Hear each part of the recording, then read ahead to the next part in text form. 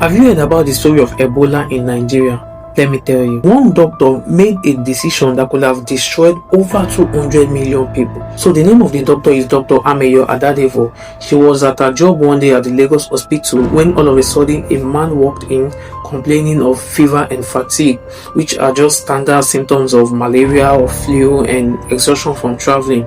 But then something was telling this doctor that she should look carefully, she should look closely at the man, which she did. Now the name of the man that walked in is Patrick Sawyer. He just flown into Nigeria from Liberia, where Ebola has been destroying a lot of communities. And then this doctor insisted that okay, we'll have to admit him. But the guy insisted and refused. He said he's fine and demanded to be discharged, but the doctor refused to discharge him. Even government officials were involved and there were a lot of pressures on the doctor to discharge the man, but she refused. She insisted that this man has to be admitted, and then she admitted him and immediately she put him in isolation.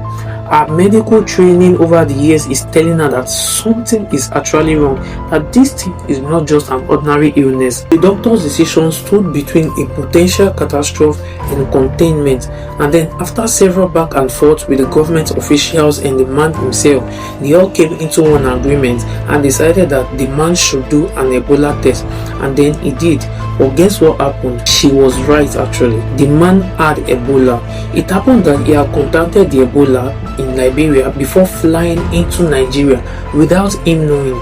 But the doctor's quick thinking prevented the virus from spreading across the most populated country in Africa, and then it contained what could have been a global disaster. But something happened.